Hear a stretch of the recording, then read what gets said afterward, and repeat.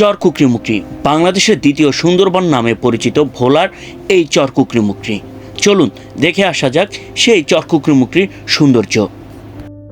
চাইলে আপনি বাংলাদেশের যে কোনো প্রান্ত থেকে ভোলার এই চরকুকরিমুকরিতে ঘুরতে আসতে পারেন। বিশেষ করে চরকুকরিমুকরি শীতের সময় প্রচুর পরিমাণ পর্যটক আসে। বর্ষায় চরকুকরিমুকরি সৌন্দর্য পিছিয়ে নেই, তাই আমরা চলে এসেছি বর্ষায় চরকুকরিমুকরির সৌন্দর্য উপভোগ করার জন্য। তো আমরা চলে আসছি কচ্ছপিয়া ঘাটে। দেখতে পাচ্ছেন আমার পিছনে চরকুকরিমুকরি লঞ্চ। এটি হলো ছোট লঞ্চ। এখান থেকে চরকুকরিমুকরি ভাড়া হলো 70 টাকা করে। আর এটি আপনার 10টা থেকে শুরু করে প্রতি ঘন্টায় ঘন্টায় এই লঞ্চটা এখান থেকে ছাড়ে। তো চরকুকরিমুকরি থেকে সেম আপনার 1 ঘন্টা পর পর এখান থেকে লঞ্চ ছাড়া হয়। তো আমরা উঠে গেলাম লঞ্চে।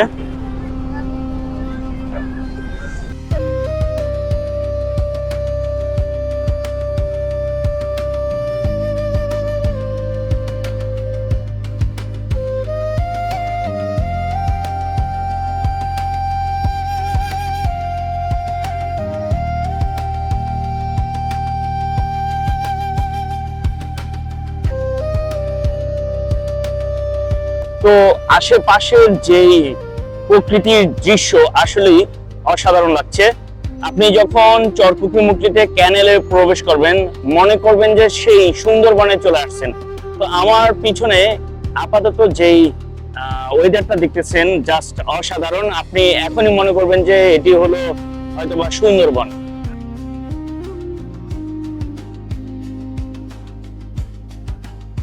দেখতে দেখতে আমরা চলে আসলাম চরকুকরিমুকরির লঞ্চ ঘাটে। দেখুন লঞ্চ থেকে নামতেছি, এটা কিন্তু খুবই ছোট একটি লঞ্চ। আর এটি হলো চরকুকরিমুকরির সেই লঞ্চ ঘাট। এখান থেকে আমরা চলে যাব চরকুকরিমুকরি বাজারে। বাজার থেকে তারপর আমরা সেখানে নামাজ পড়বো, খাওয়া দাওয়া করবো। সেখান থেকে আমরা আবার বনে এক্সপ্লোর করব।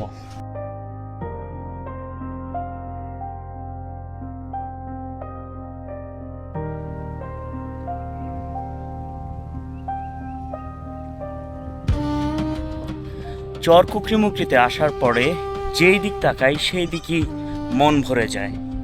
জাস্ট অসাধারণ ভিউ। এই ভিউটা কিন্তু চরকুকরিমুকরিতে শুধু বর্ষায় পাবেন। যে দিক চোখ যায় শুধু ভিউ আর ভিউ, অসাধারণ।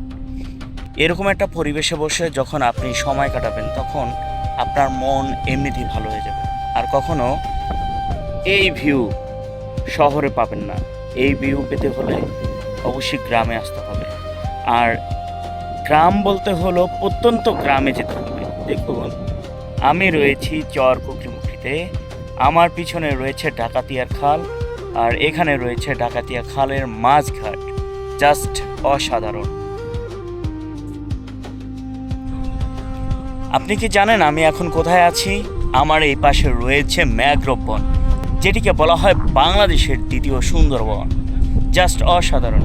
চলুন দেখে আসি সেই সুন্দরবনের সৌন্দর্য। এটি হলো ডাকাতিয়ার ঘাট, যেটিকে ডাকাতিয়ার খালের যে মুখটা রয়েছে সেই মুখে এই ঘাটটি রয়েছে। আর এটিকে বলা হয় ডাকাতিয়ার মাঝঘাট। তো আমরা এখানে একটি ক্যানেল রয়েছে, সেই ক্যানেলে প্রবেশ করব এবং ক্যানেলটি সেম দ্বিতীয় সুন্দরবনের ক্যানেলের মতো। তো আপনাদেরকে দেখাবো সেই ক্যানেলের সৌন্দর্য। তো আমরা উঠে গেলাম এই মাছের বোটে। এটি দিয়ে আমরা চলে যাব যে ক্যানেলটি রয়েছে সেই ক্যানেলের ভিতরে।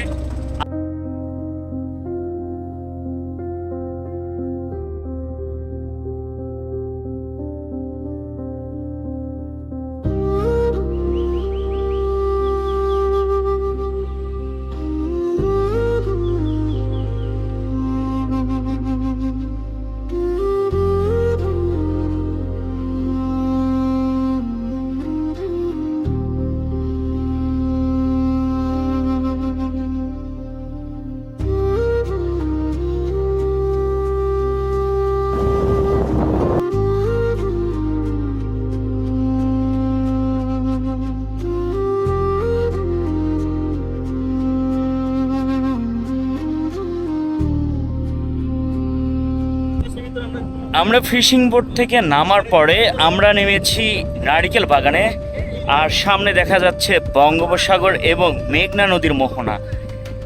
এই পর কিন্তু কোনো দ্বীপ নেই, আর ওই পাশে রয়েছে ঢালচর, যেটিকে দারুয়া সমুদ্র সৈকত বলা হয়।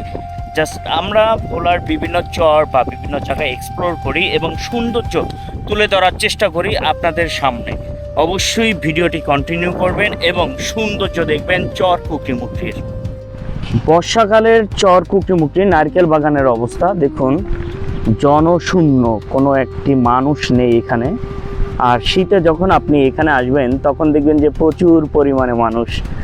দেখুন কোনো মানুষ নেই, কিন্তু একবারে জনশূন্য, শুধু আমরাই আছি এখানে।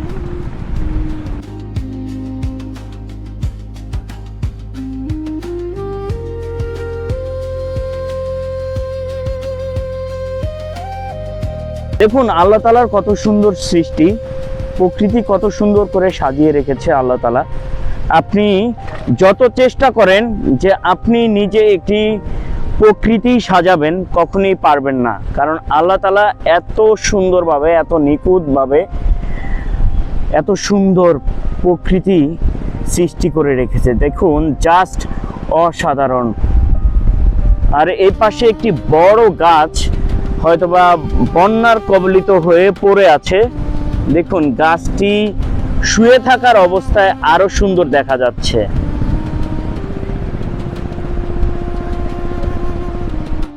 দেখুন কত সুন্দর দেখা যাচ্ছে। আমি হাঁটতে হাঁটতে একবারে নদীর পাড়ে চলে এসেছি। সামনে ঢেউয়ের গর্জন, প্রচুর পরিমাণে ঢেউ, তবে বর্ষা থাকার কারণে হাঁটতে একটু কষ্ট হয়ে যাচ্ছে। দেখুন কি পরিমাণে এখানে পানি, আর সামনে কিন্তু অনেক ঢেউ।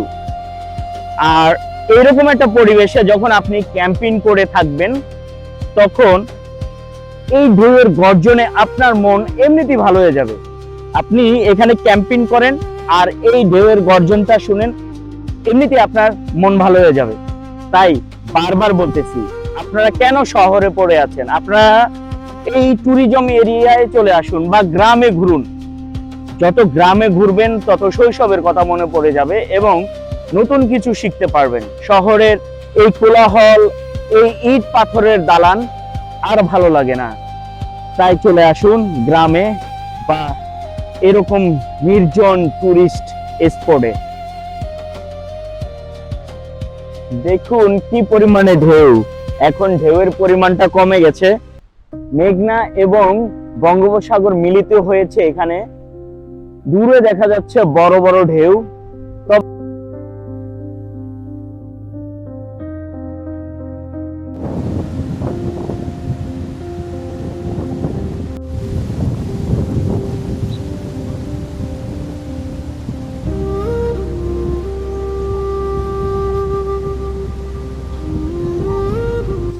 এই মুহূর্তে রয়েছে আমি চর কুকরিমুকরির নারিকেল বাগান।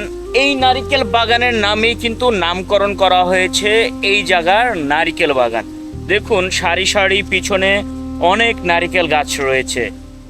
অবশ্যই চর কুকরিমুকরিতে আসলে এই নারিকেল বাগানে ঘুরে যেতে পারেন।